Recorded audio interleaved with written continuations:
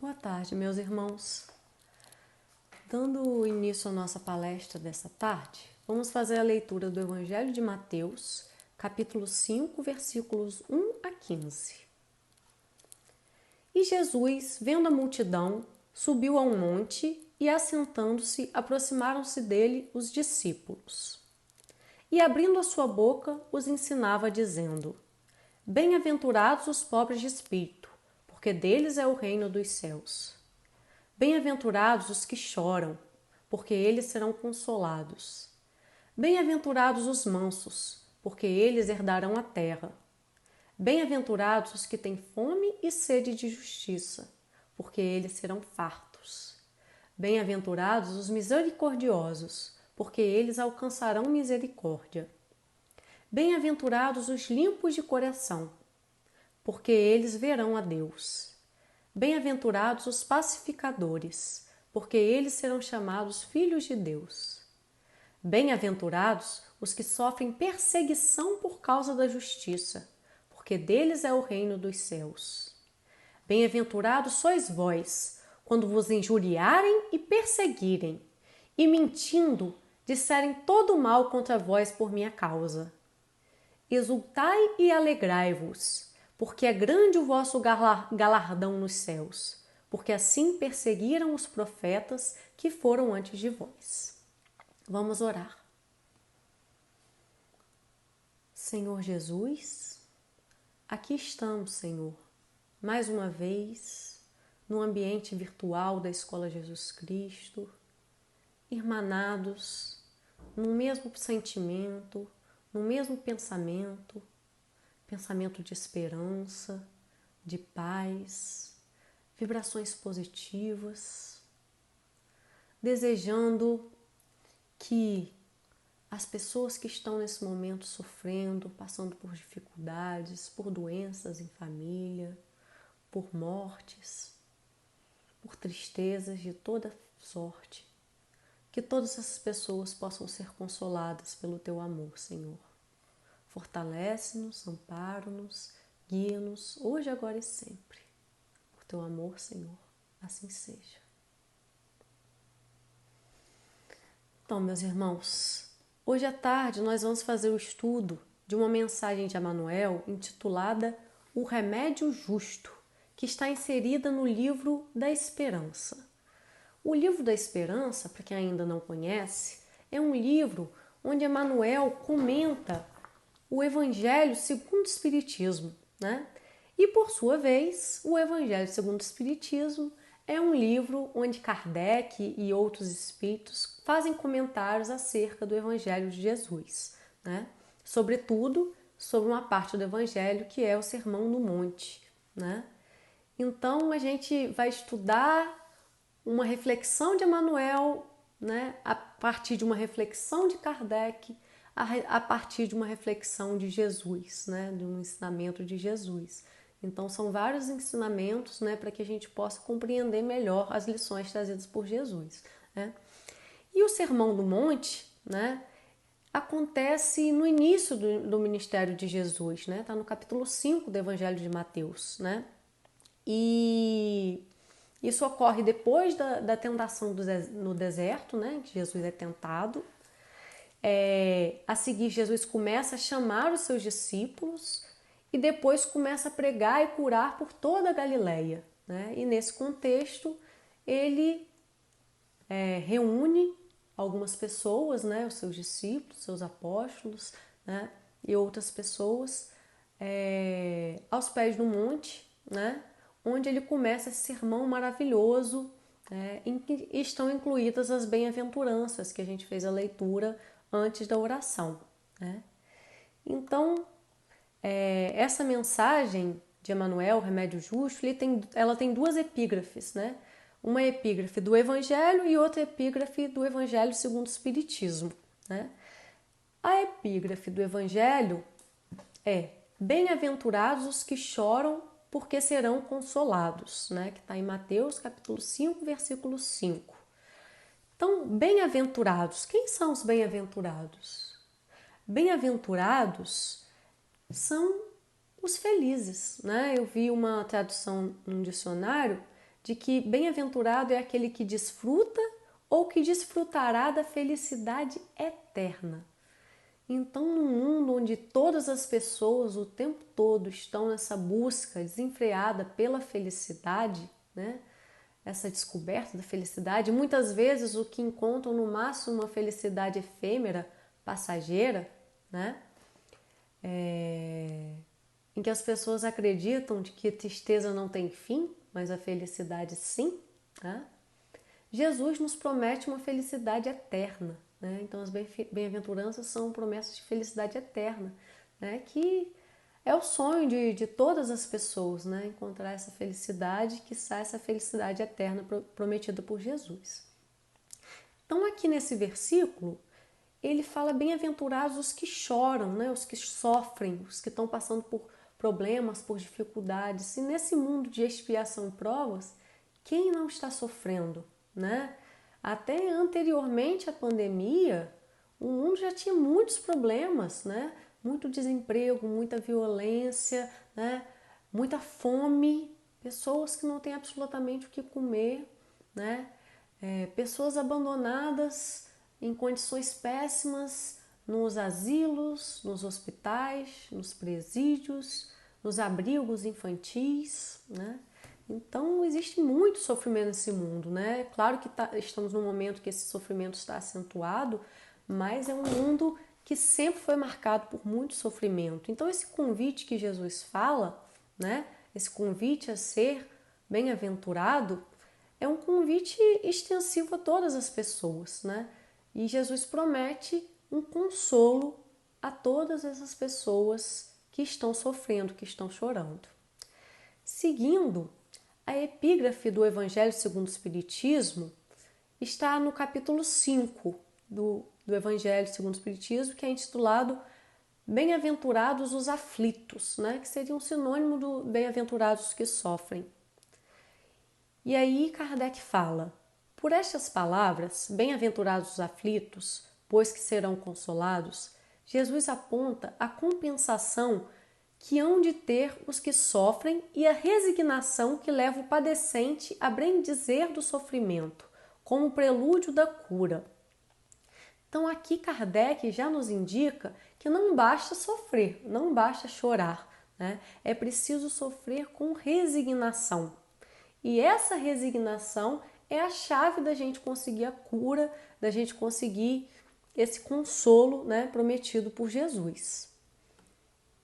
A cura espiritual, né, que nem sempre é aquela cura imediata do corpo físico, né, mas a cura espiritual, que é a mais importante. Então, vamos à leitura do texto, Remédio Justo, né? E vale ressaltar que o tema remédio, né, é muito propício nesse momento em que todos estão buscando que seja descoberto um remédio ou uma vacina contra essa pandemia, né, que possa salvar essas pessoas que estão sofrendo nesse momento. E é um momento que a gente valoriza mais as pessoas que estão buscando esse remédio para nós, que estão investigando, que estão pesquisando. Então valoriza-se a ciência, a universidade pública, que é onde essa ciência é desenvolvida, onde é desenvolvida a pesquisa, os pesquisadores, os professores, os profissionais de saúde. Então precisamos, né, bater palma para toda essa comunidade que está se esforçando pela cura do coronavírus. Então vamos ao texto de Emmanuel. Perguntas muitas vezes pela presença dos espíritos guardiães, quando tudo indica que forças contrárias às tuas noções de segurança e conforto comparecem terríveis nos caminhos terrestres. Desastres, provações, enfermidades e flagelos inesperados arrancam-te indagações aflitivas. Onde os amigos desencarnados que protegem as criaturas? Como não puderam prevenir certos transes que te parecem desoladoras calamidades?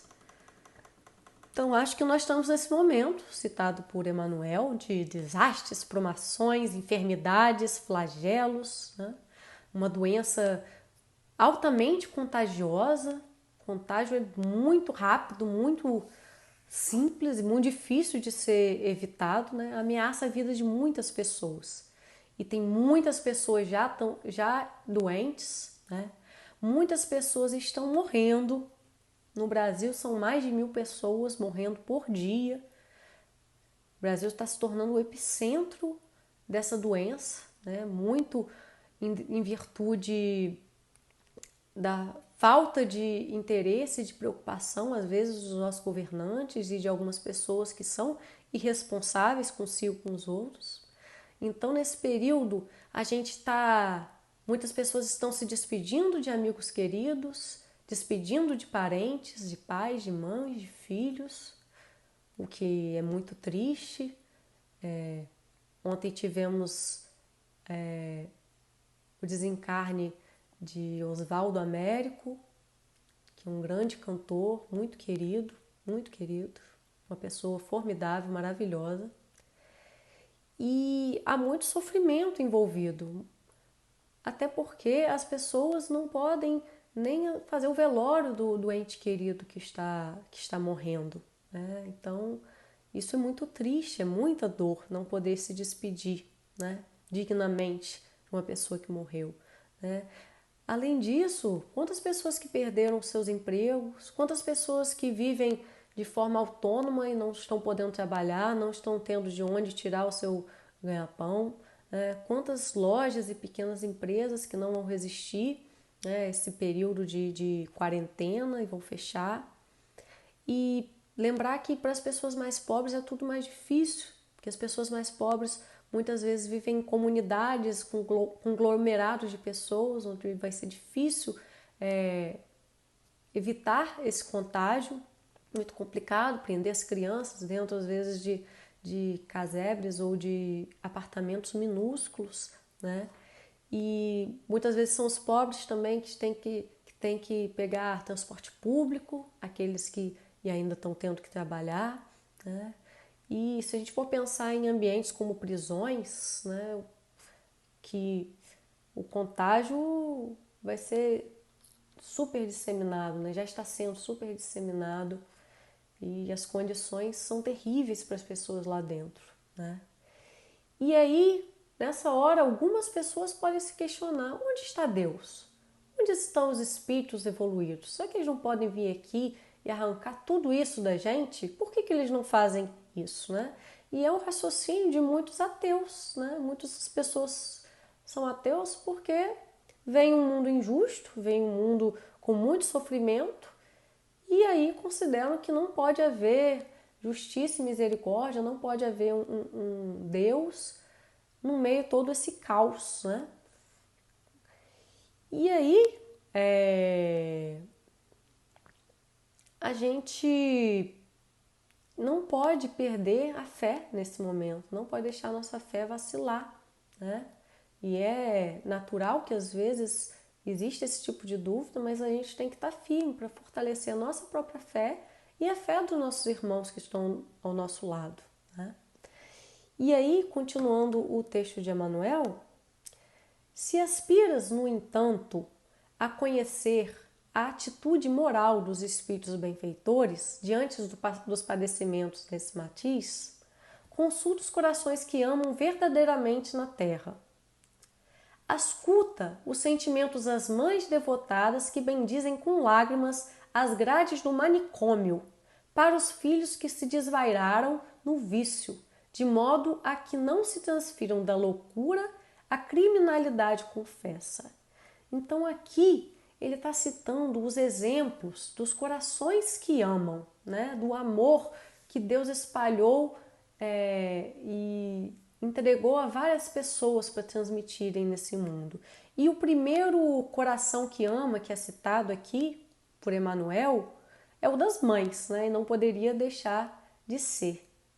As mães cujos filhos têm problemas mentais bem severos, bem graves, né?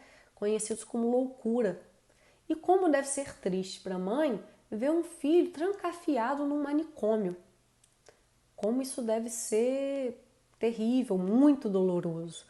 E aí vale lembrar que nos últimos governos, nos últimos anos, Existia uma política forte antimanicomial, né? Que os pacientes não fossem tratados, trancafiados em manicômios, mas fossem tratados em CAPs e voltassem para suas casas, tivessem um convívio com suas famílias. Seria um tratamento mais humanizado, né?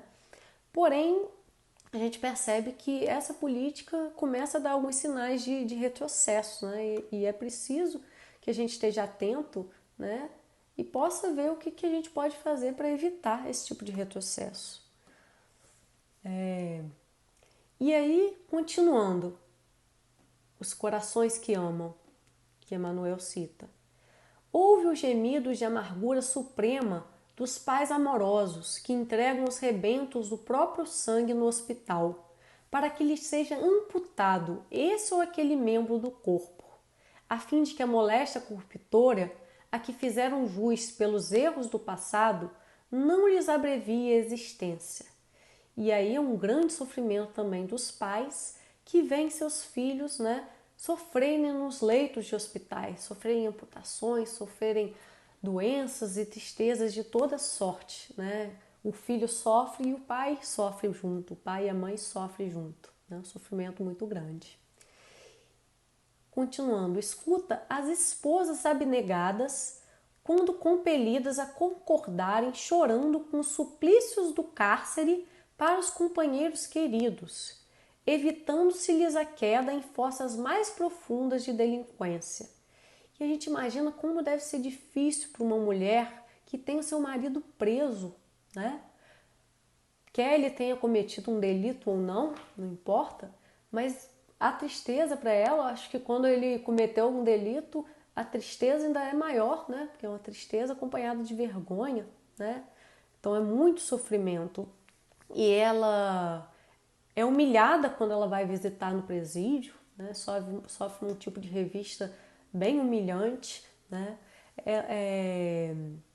Ela também sofre com todo o preconceito da sociedade e ainda tem gente que é contra que essas mulheres, essas famílias, né? Que geralmente essas mulheres são mães de várias crianças, recebam auxílio reclusão, né? Que é um auxílio que é dado somente às famílias dos detentos que tinham carteira assinada e que no momento que eles são presos, né, a família ficaria abandonada. Tem muita gente que é contra essas famílias receberem esse auxílio reclusão.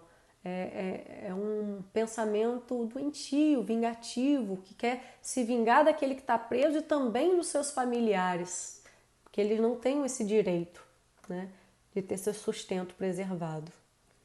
E aí, continuando o texto de Emmanuel, perquire o pensamento dos filhos afetuosos ao carregarem esmagados de dor os pais endividados em doenças infecto-contagiosas na direção das casas de isolamento, a fim de que não se convertam em perigo para a humanidade. Todos eles trocam frases de carinho e os dedos veludosos pelas palavras e pelas mãos de guardas e enfermeiros, algumas vezes desapiedados e frios, embora continuem mentalmente jungidos aos seres que mais amam, orando e trabalhando para que lhes retornem ao seio. Então, acredito que hoje o número dessas casas de isolamento deve ser bem reduzido, mas nesse período de quarentena muitos filhos estão tendo que ficar longe dos seus pais, né, para não aumentar o risco de contágio. Quantos filhos só estão vendo seus pais às vezes pela telinha do celular ou do computador? E isso é muito triste, né? E pior ainda se esse filho tiver a distância de um pai que está doente, que está passando por esse problema, por essa doença. Então, é muita tristeza. Eu, particularmente, tenho o privilégio de estar passando essa quarentena junto com meu filho e também junto com o meu pai e a minha mãe. Isso é muito positivo. E muita gente está esse período inteiro sem poder ver os seus pais, né? Quando vejas alguém submetido aos mais duros entraves, não suponhas que esse alguém permaneça no ouvido por parte dos benfeitores espirituais que lhe seguem a marcha. O amor brilha e paira sobre todas as dificuldades, à maneira do sol que paira e brilha sobre todas as nuvens. Então, meus irmãos, não existe abandono. Ninguém está abandonado pela providência divina. Em toda parte, todo lugar que há sofrimento, e há muito sofrimento no mundo, existem espíritos nos abandonando, nos acompanhando. Existe o amor de Deus que está presente, como é dito aqui no texto, através do amor da mãe, do pai, da esposa, do esposo, do filho, da filha, do amigo, do irmão. Então o amor de Deus é espalhado em toda parte, assim como o sol que brilha sobre as nuvens, né? As nuvens representando aqui as dificuldades, mas o sol está ali brilhando, e mesmo que às vezes em algum momento a gente não possa visualizar o sol, a gente está recebendo a luz e o calor do sol. Assim como o amor de Deus, mesmo que a gente não enxergue, ele está o tempo todo sendo entregue a nós através de espíritos benfeitores e através de encarnados que também transmitem esse amor de Deus. Ao invés de revolta e desalento, oferece paz e esperança ao companheiro que chora, para que à frente de todo o mal, todo o bem prevaleça. Então, meus irmãos, nós que temos essa oportunidade de conhecer o Evangelho de Jesus, de estudar o Evangelho de Jesus, a gente tem esse compromisso, né, de espalhar, ao invés de espalhar revolta, desalento, desesperança, a gente oferecer para os nossos irmãos paz e esperança, né? E aí eu lembro um pouco da oração de São Francisco: Senhor, fazei-me instrumento de vossa paz, que sejamos esses instrumentos da paz do Senhor, por onde o amor dele desce e ecoa em toda a humanidade. Isso porque, onde existem almas sinceras, à procura do bem, o sofrimento é sempre o remédio justo da vida para que junto delas não suceda o pior. Então, é uma visão que a gente tem que ter da dor e do sofrimento, não como um castigo. Eu acho essa visão de castigo muito negativa, né? Embora a gente saiba que todos nós pecamos e continuamos a pecar, né? Acho que a gente tem que enxergar a dor e o sofrimento não como uma coisa de pagar o que a gente fez de mal, mas com um propósito para o futuro, né? E esse propósito é nos transformar, é nos melhorar, né? Então a dor e o sofrimento vêm aqui não como uma punição exatamente, mas como um remédio amargo que a gente precisa tomar para corrigir as nossas verdadeiras doenças que não estão no corpo, estão no espírito, né? O corpo apenas reflete isso que a gente tem carregado nos nossos espíritos ao longo das nossas encarnações, né? Então, esse momento de dor, de prova, é uma oportunidade para que a gente cure as nossas almas, né? E essa cura, infelizmente, ela se dá através da dor, né? A dor é uma mensageira de que alguma coisa não está certo, né? Inclusive a dor no corpo físico, quando a gente sente alguma parte do corpo doendo, a gente começa a investigar e percebe um problema que está além dali, né? E o problema sempre vem de forma anterior.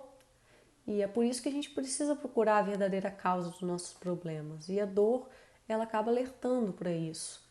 E acaba sendo uma oportunidade que a gente se transforme, que a gente corrija os nossos defeitos, que a gente reflita, que a gente tenha mais paciência, mais tolerância, né, mais humildade e que a gente reforce a nossa fé em Jesus Cristo, né, não deixando que o desespero nos abata, nos deixe péssimos, nos deixe desanimados, né?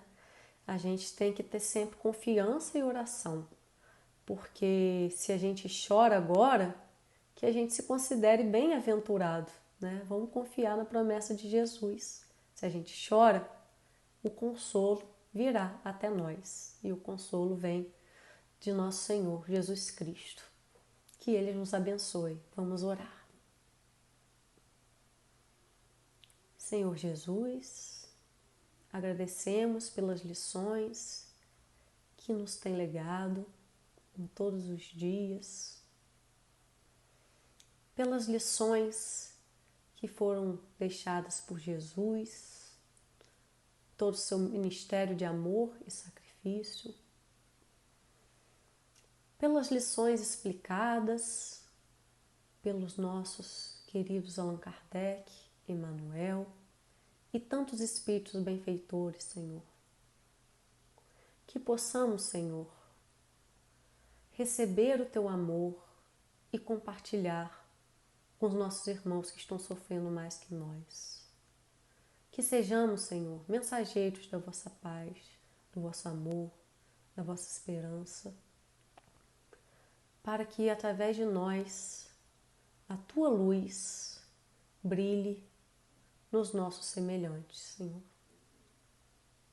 Abençoa-nos, fortalece-nos, ampara-nos e guarda-nos na Tua paz. Hoje, agora e sempre, assim seja.